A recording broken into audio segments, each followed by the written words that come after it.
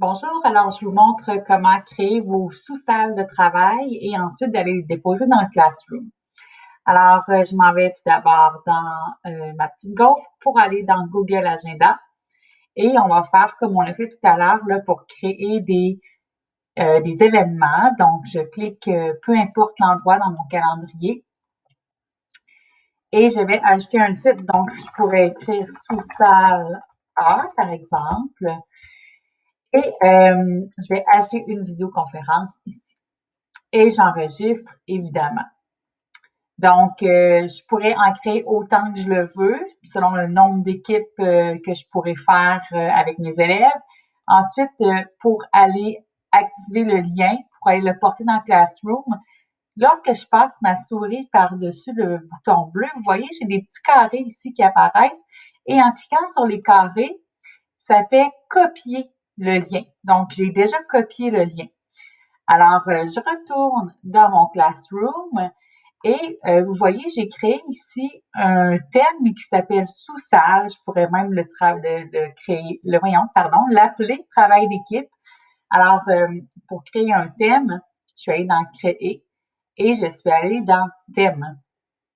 Donc, disons que je vais faire travail d'équipe.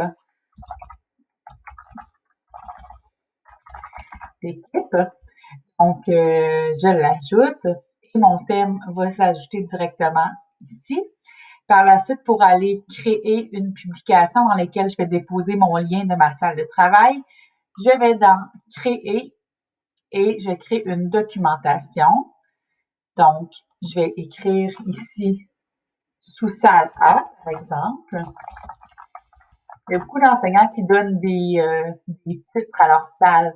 Sous-salle Cayo Coco, sous-salle Mexique, une petite touche plus ludique.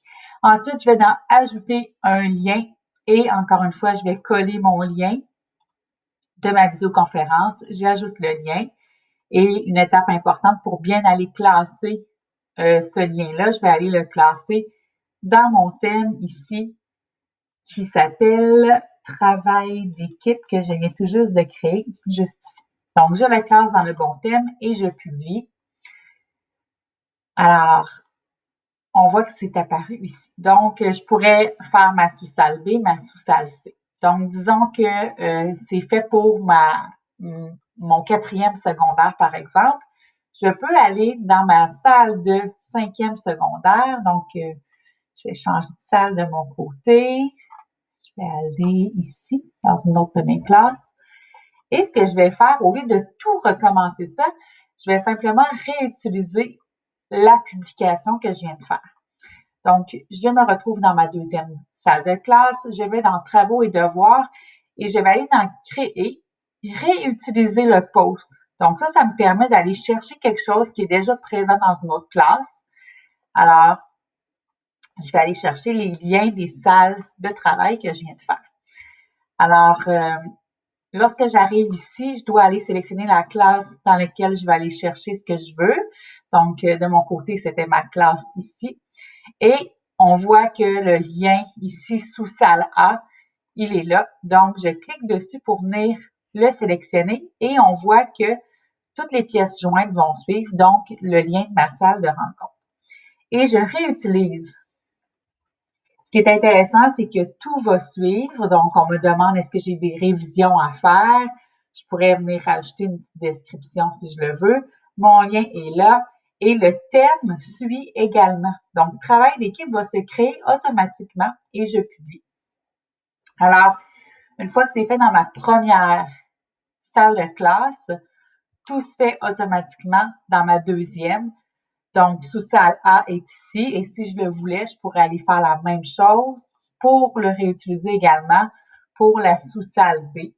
Donc, j'en avais une de créer ici. Donc, je pourrais aller sélectionner sous-salle B et le réutiliser encore.